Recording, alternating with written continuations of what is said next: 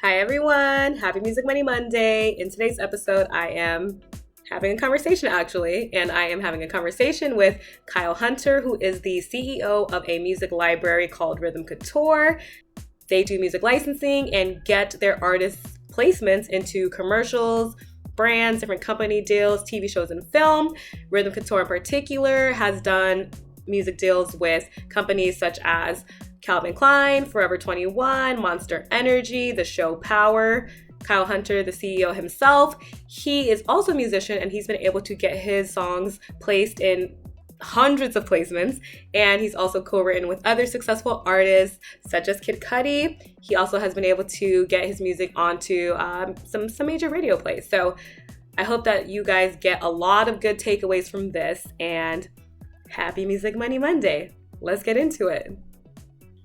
All right. So I'm here with Kyle Hunter, who is the CEO of Rhythm Couture Music Library. How are we feeling, Kyle? I'm feeling good. Thank you for having me.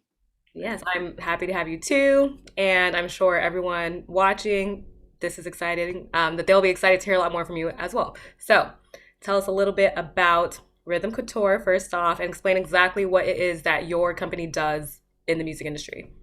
Sure, definitely. So, Rhythm Couture is a company that I co-founded with my partner Robert Ron C. And essentially, what we do in a nutshell is music licensing. So, if people aren't too familiar with what music licensing is, that is the basically the marriage between music and visual. So whether that be placing music in television, placing music in film, or something as simple as, let's say, like digital media, like YouTube or things like that. That's what our company does. Like we pretty much orchestrate those deals and make sure that the music marries with the visual. Yeah, I like how you worded that because it is like a marriage between the two. So Yeah, might yeah. steal that from you, but I'll credit you. Yes, okay. So you mentioned so you license music to different companies, brands, TV shows. What type of licenses does Rhythm Couture grant, and what rights does a company get when they enter into that licensing deal with you? Okay, so we offer a lot of different licensing deals. So I'll try to just kind of give a brief example of each one as we run through it. So the first types are really personal licenses, and those are on a smaller scale. And what that means is that if it's a consumer that necessarily doesn't have a huge, large budget, but they still want to use the music, we do have a section of our library that we cater to that consumer. And that's for like YouTubers, people that just want to use it for personal use. And those licenses are fairly affordable. The price scale is like that because we want to make it accessible for most people. You know, like we don't want to just deal with big corporations.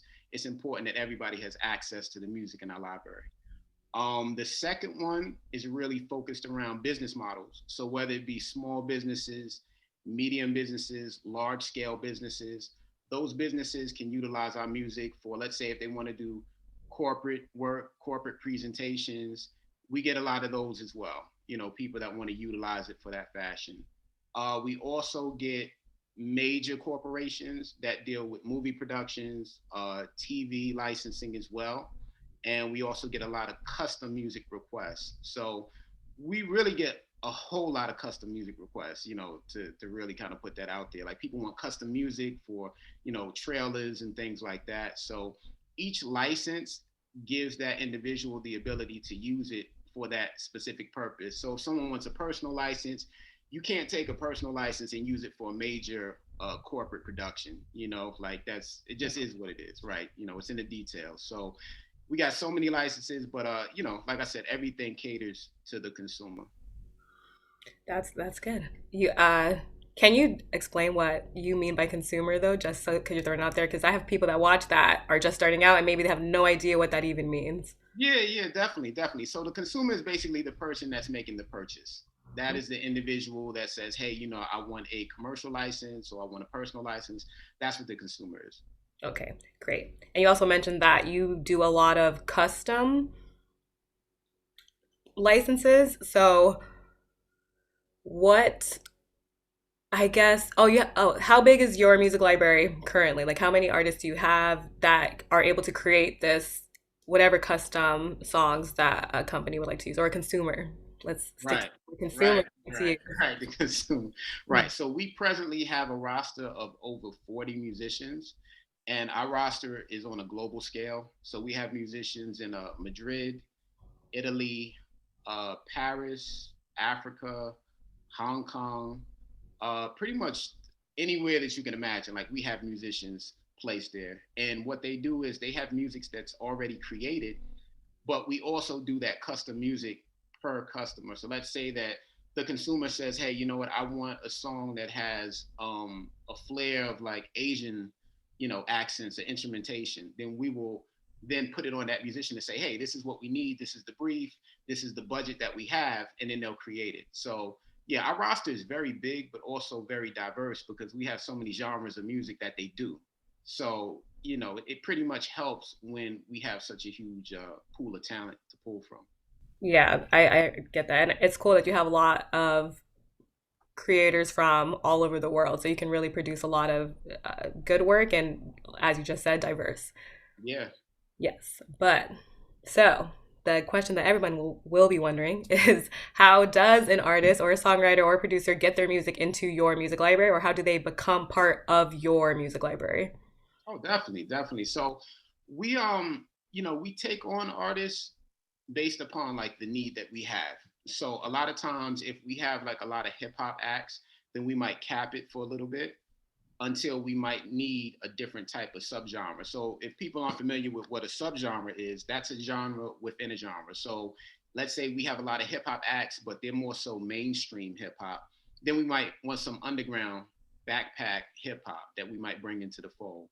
So if anybody wants to submit, what they can do is submit to music@rhythmcouture.com, and our A&R department essentially goes through all the submissions on a weekly basis. We do get a lot of submissions, and they respond promptly. Regardless if we take the artist on or not, we definitely always reach out to say thank you for the interest, and we always encourage them to submit. Like it's never we just say, hey, we're not interested. If you got some new material, maybe that might fit what we're looking for. So we always encourage people to give it a shot. Oh, I just already love that you guys you respond no matter what, because that's the number one thing that I get. And I don't know if you knew this, but I used to work for BMI. When I worked for BMI, people would always tell me, "You're the only person who responds. You're the only person who answers." And I just think that is important, especially for, musicians, songwriters, producers who are trying to like get out there. Just a simple, even if you reject them, just responding to them at least lets them feel like they're being heard. And I think that that is important in the industry so far. Yeah, it's very important. Our company, like we pride ourselves on being personal. So it's like, being personal with that musician to let them know, hey, we appreciate your content, and we're not just this corporation that's just all about money, because as it's not always all about money. Like you also want to get a personal relationship with people Yeah. and build that relationship. Like they say relationships can take you places money can't. So I agree. That's very true. Oh, also, I just want to let everyone know that I will be linking everything that you mentioned to your websites in the description box, so they won't have to go searching for it. okay. Let's just continue on. And since we were talking about submitting music to your music library, if an artist or music creator is accepted into your music library, then how are artists and songwriters paid for the use of their songs? And does Rhythm Couture take any ownership of the publishing shares or recording master recordings? Gotcha. Well, that is a great question, and that's a question that a lot of people don't talk about in music licensing. So with us, we do 50-50 splits because we believe that the musician is just as important as what we bring to the table. And granted, we do have a lot of relationships with music supervisors, different companies. However, the reality is that a company is only as viable as the music that it brings to the table as well. So for that reason, we do the 50-50 splits because we want to show musicians that we do value them and we value what they bring to the table. I know there are a lot of companies that they'll take 70%, they'll leave the artist for like 30. It's just kind of, we don't believe in that type of structure. Mm-hmm. Now, as far as the actual publishing, that's kind of like a quote unquote dirty little secret of the music licensing industry, is that they take publishing from artists. So they'll say to the artist, yeah, they'll say, hey, you know what? We like this song. We placed it in a Pepsi commercial for you. we'll give you some of the upfront money that we got for it, but we're taking all the publishing on the back end. Mm-hmm. And I always felt like that was something that wasn't equitable, because when you really think about it, the artist should be entitled to some of that publishing. And this is just my personal opinion on that, because why would you rob somebody of their hard-earned work? Especially when So they're helping you. this is what I'm saying, but a lot of times companies, they try to make musicians feel as if, they should I guess feel humble and appreciative that the company's even working with them, but it shouldn't work like that. So we tried to kind of be a little bit disruptive in that regard. So we actually split the publishing with the artist. Mhm. So even down to the publishing is 50-50. Okay. So, and for clarification, so artists really understand that publishing is in regards to that placement. So it's not for the overall song. So if an artist comes to us and they have a song that's called, I don't know, like Red Summer, right? Mhm. And that song, they already distributed it. It's doing well. They're getting streams on Spotify.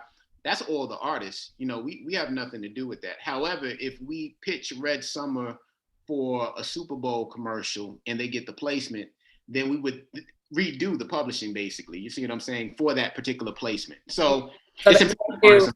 retitling. I'm just gonna throw Right, that one out there. So I'll right. probably talk about it in another video for everyone because they'll probably ask me questions about it. But retitling. So basically, you take the song, you retitle it under a different name, and then that way you can split the publishing and the writing share accordingly to whatever deal. But they can still keep that same title under whatever song or whatever placements they already used it for, or for Spotify, Pandora, it will stay there and the royalties will stay with them. But then it's a different deal basically when you change the title.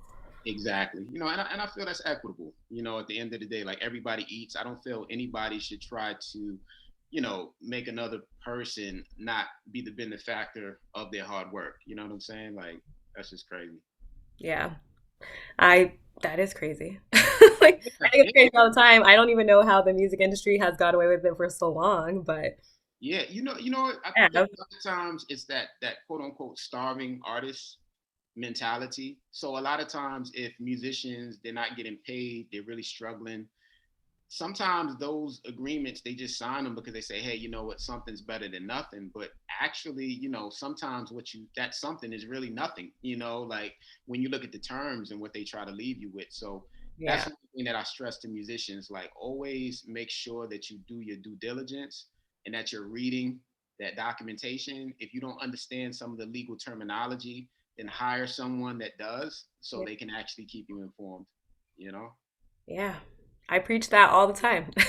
That's probably the number one thing I do because it's very sad.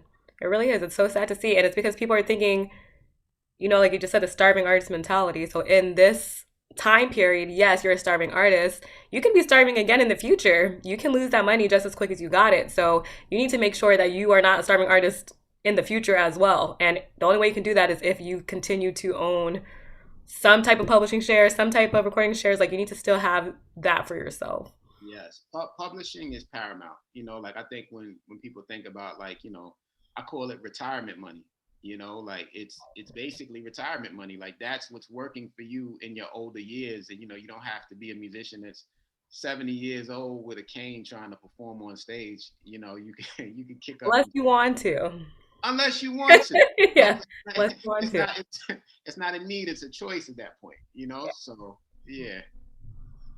I agree. So because this is everything that you do and this is the whole entire company that you run, I'm sure you know so much about. You've gotten so many different requests for music.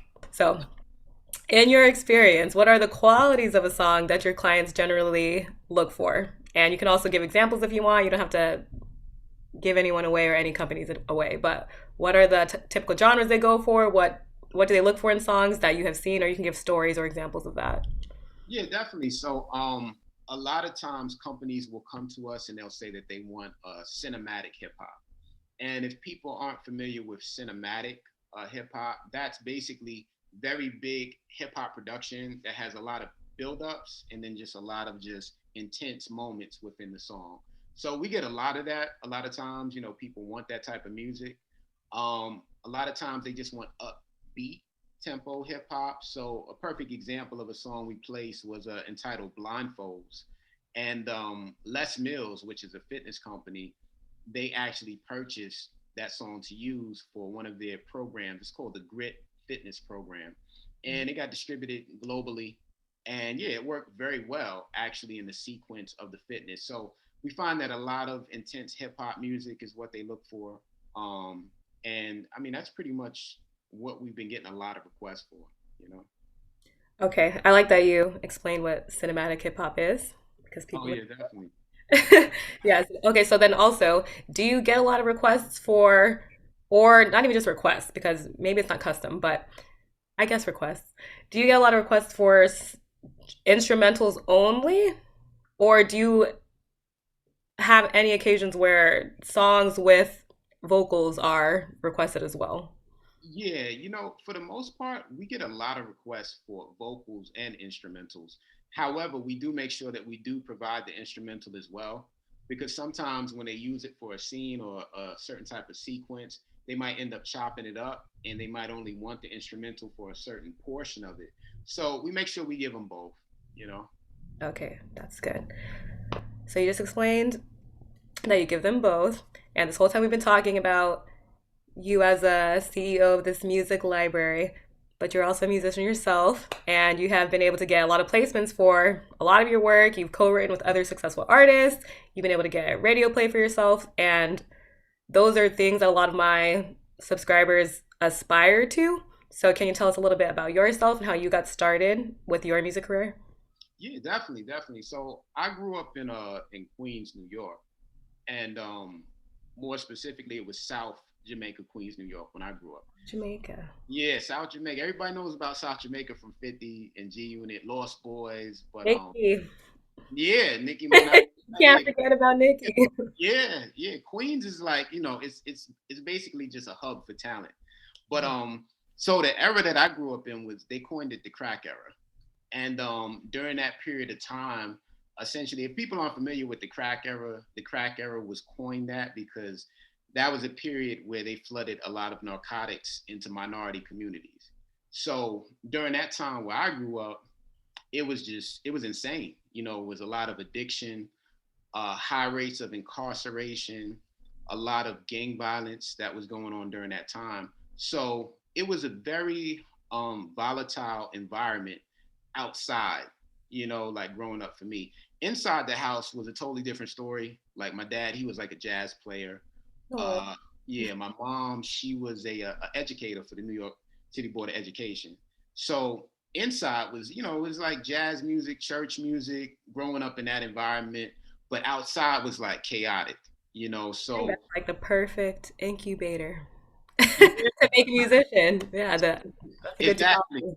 Yeah, like music was like the escape, like me and my brother, we loved music growing up. So growing up in that environment, like I would say it really forged like a strong mentality because when you come up in that, you really realize that you have to be strong in your mental fortitude.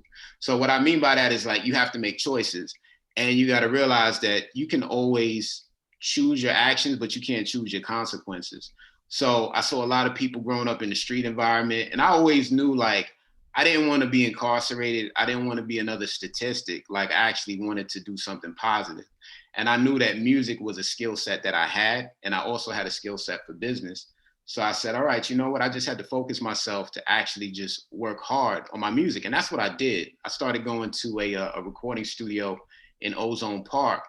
And Ozone Park is different from South Ozone Park because Ozone Park is more so Italian, and South Side is more minority based. So there was an Italian music producer that I started going to, and a lot of famous people came in and out of there. Erica Badu had did some stuff there. A lot of other musicians, execs from Sony at the time. So I made a lot of good connections. I started doing mixtapes and then just driving around Queens selling them out the trunk of my car. And I would recall like I start with like 100 tapes, and by the nighttime they all be gone. So I started networking with executives, started writing for different artists and things like that. And then from that, I kind of graduated into licensing. And I realized like I had a song that got placed, and I think I ended up getting like a check for like $5,000. And when I got that check, I said, "Wow, this is nice. This is a nice little payday." You Yeah. know what I'm saying? So I said, "Wow, this is something viable that I could actually do." So after a while, I got like maybe like 300 placements, and I was just racking them up. I was making a lot of vibe. A Yeah, lot of yeah. sense. There's a lot of placements, and I was getting so good at it, and I had so many working viable relationships. I thought to myself, I said, wow, I know so many artists, I have so many relationships. I want to try to pay it forward and help a lot of musicians do this, because nobody really helped me in the beginning. I didn't know, I was kind of freestyling, for lack of better words, trying to figure out the business. Yeah. So that's how I ended up forming Rhythm Couture. And I mean, we just been placing music for artists and helping them take it to the next level. I think that's beautiful.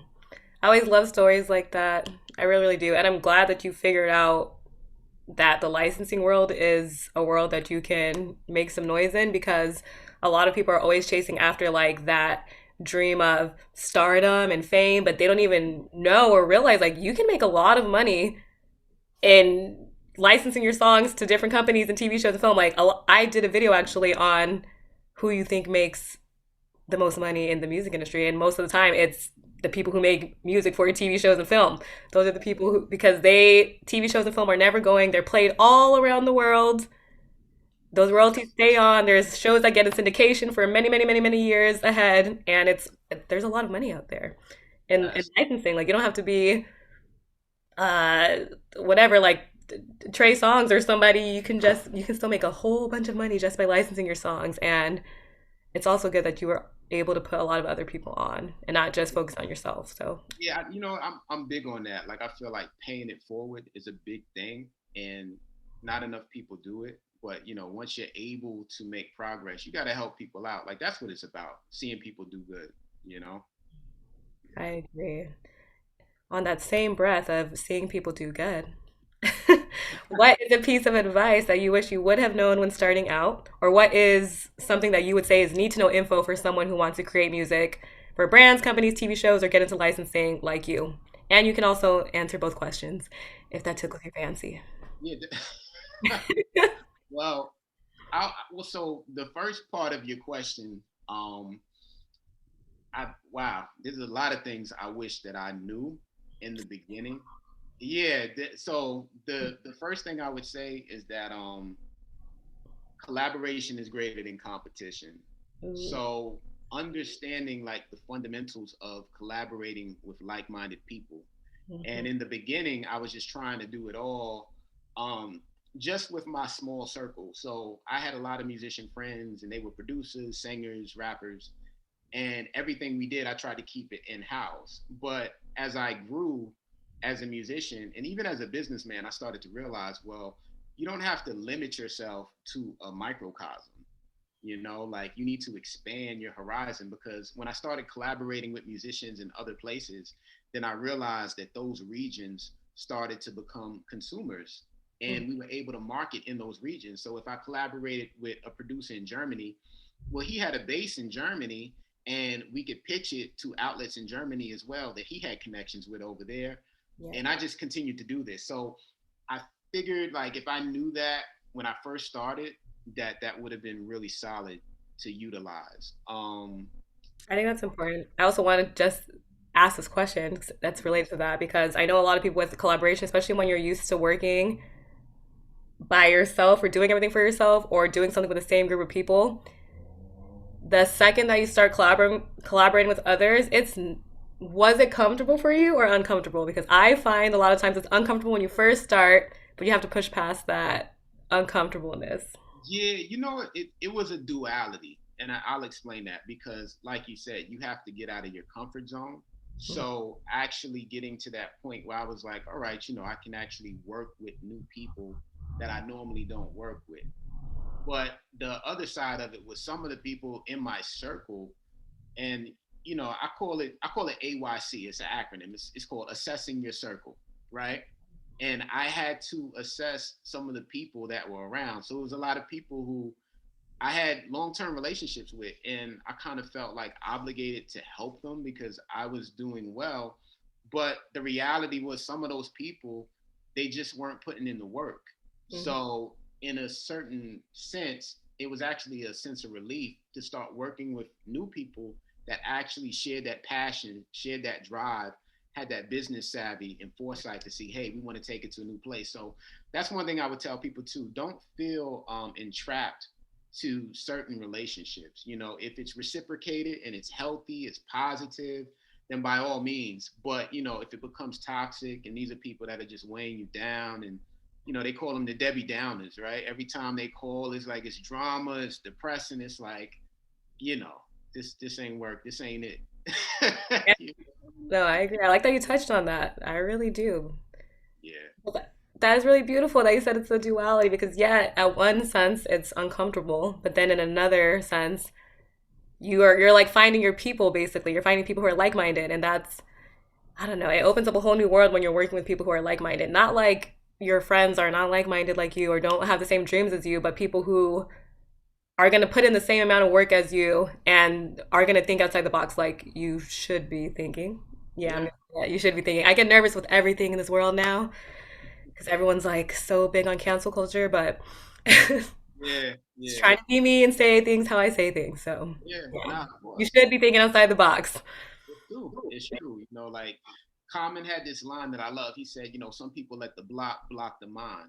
So it's like they live in their own little block, their own world, and you got to expand just to get more experience. So those are things that I learned. The other thing too that I wish I knew was just how to navigate the music licensing space, because in terms of just reaching out to music supervisors, how to actually structure songs for music placements, like all these things I didn't know at the time. So that's why, like, even today, like with our company, even though we do music licensing, we also have an online university that we have.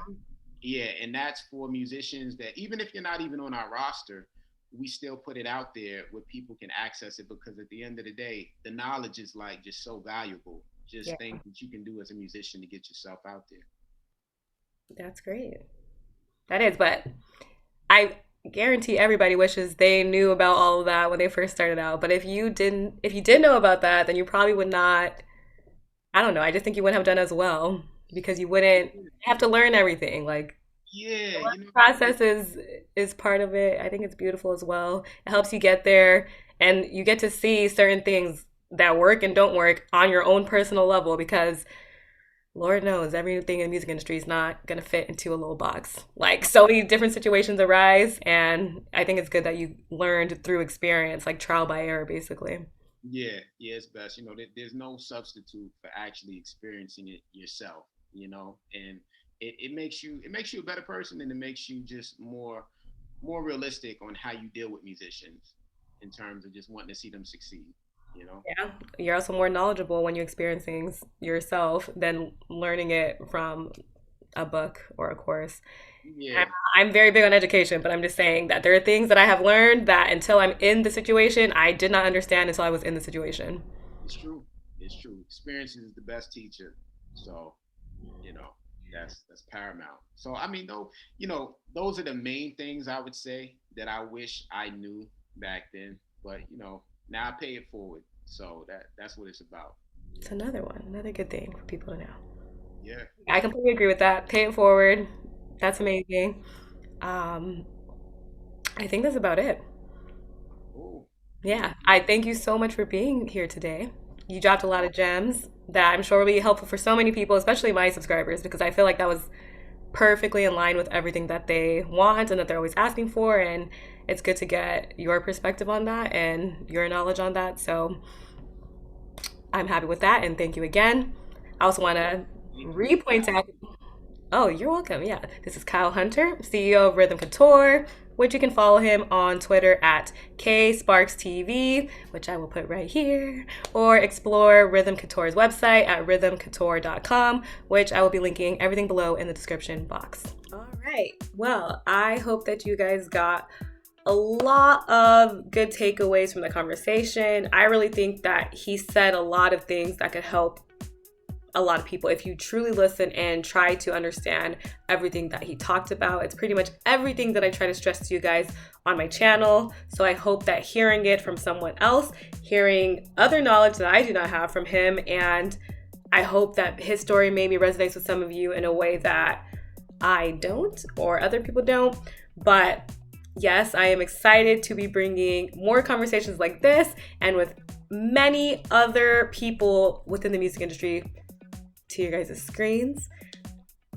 In the meantime, if you like this video, if it was helpful for you, if you like me in any way, if you're my friend, if you support me, anything, please give this video a thumbs up. Let the videos play through. Let my ad revenue go up because, you know, a girl needs it to get through law school and pay her bills and become the entertainment lawyer that you all keep asking about. So, thank you.